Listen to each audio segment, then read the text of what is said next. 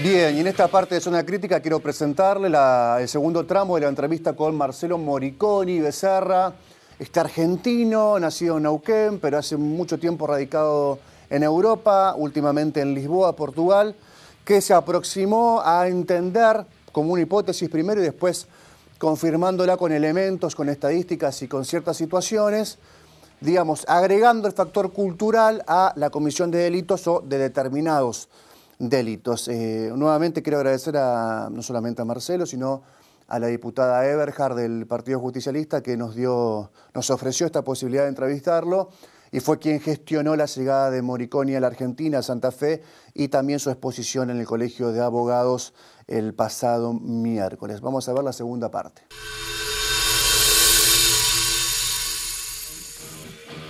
Ahora, ¿vos pensás que puede ser un cambio? Evidentemente, creo que vamos a compartir que se necesita un cambio cultural, si querés un cambio de valores, insisto con esto que vos mencionabas al principio, sin la idea de ser moralina, un cambio en las leyes, porque las leyes tal vez imponiendo un determinado grupo de conductas puede hacer cambiar en un largo plazo tal vez cierta posición de la sociedad, qué sé yo, si pasás el semáforo en rojo y te quitan el auto, seguramente no vas a querer hacerlo dos veces, ¿entendés?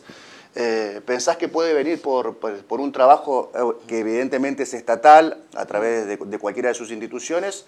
¿Y cómo se elabora la cuestión cultural, entonces? Prevención, educación y punición. En ese sentido.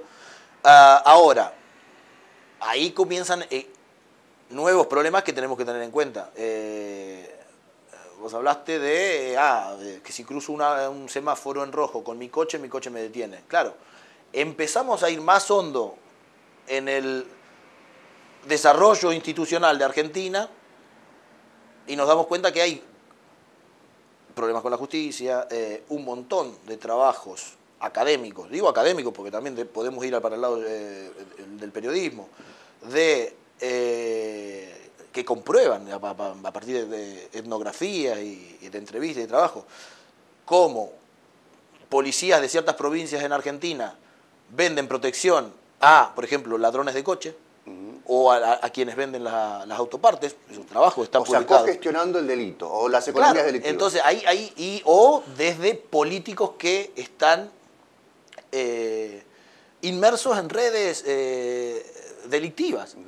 Entonces, ¿cómo...? O sea, el Estado también siendo, en muchos casos, a través de sus instituciones, ejemplo la policía, siendo además la autoridad de aplicación de ciertas economías delictivas. Efectivamente, y participativa. Entonces ahí es donde viene el problema, porque muchas veces nosotros asociamos la violencia y se continúa asociando a la violencia, y cuando se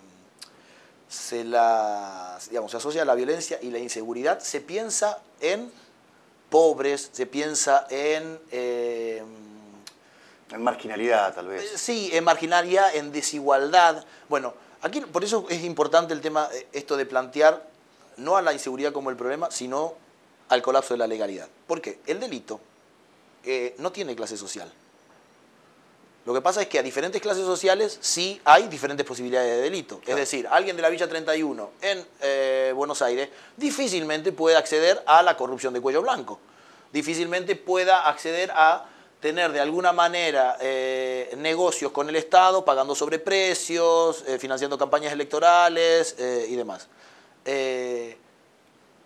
Por tanto, claro, todo ingresa dentro de las cuestiones de la inseguridad.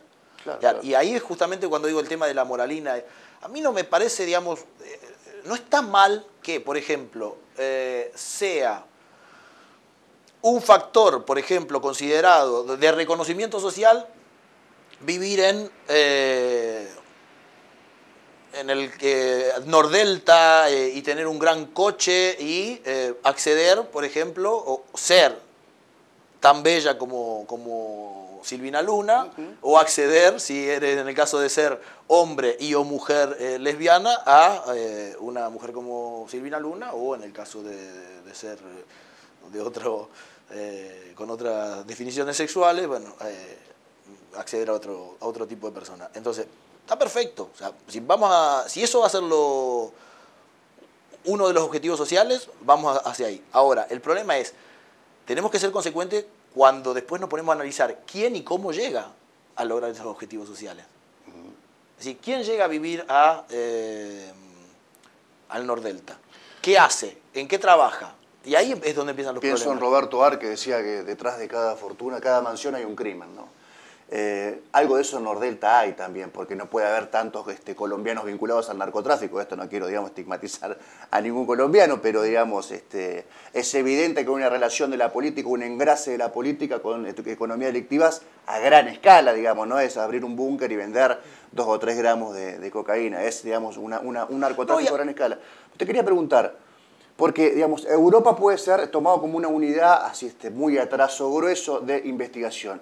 Pero América Latina también puede ser una foto que tenga cierta uniformidad o que tenga ciertas conexiones. Argentina, Rosario, con Medellín, tal vez con ciudades de Brasil. ¿Cuál considerás vos, o si conocés alguna experiencia de alguna de estas localidades que tuvieron mucha violencia, mucha inseguridad y que fueron resolviéndola? No digo terminando con el problema. Se me ocurre algo Brasilia, se me ocurre Sao Paulo, se me ocurre Medellín, pero ¿considerás que son buenos ejemplos? Sí y no. A ver, hay que ver en este sentido, digamos, hay que entender que las políticas de seguridad no apuntan a erradicar el crimen, ¿no? El crimen siempre existe, siempre existirá. Es la reducción de daños, en todo caso. Efectivamente, manejarlos y llevarlos a niveles, vamos a decir, sustentables. Los niveles, digamos, de violencia que vivimos, yo lo llevaría, incluso lo sacaría de esta cuestión de estigmatización del narcotráfico y lo llevaría al Chicago de 1920, donde lo vemos en las películas, ¿no? Porque creo que, siempre digo, no es la ciencia lo que va a cambiar el mundo, es el arte. Y en estas cuestiones, o sea, yo creo que en México, por ejemplo, hay zonas que dicen, bueno, hay políticas efectivas de seguridad. Colombia, vos decías Medellín. Vos a Colombia todavía no es una ciudad donde vos caminás. O sea, yo conozco ciudades en el mundo, vamos a decir, donde a cualquier hora del día puedes caminar por cualquier sitio. Y no te va a pasar nada, pero te puede pasar. O sea, no te va a pasar nada. Si te pasa, aconteció, tuviste mala suerte. Es algo más excepcional, digamos. Claro, puede acontecer. Claro. Entonces, vos te cuidás de que no te acontezca. Aquí o en otro tipo de sociedades, que tú es como que estás intentando que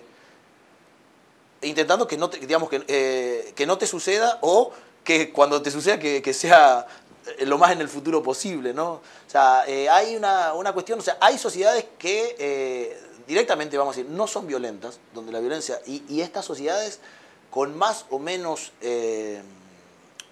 políticas y más o menos efectividad, creo que todavía no son los ejemplos. O sea, yo no tomaría ejemplos puntuales que sí han sido efectivos, pero no pensando en que mi norte tiene que ser el Medellín actual. Claro. Creo que podemos apuntar a otros sitios.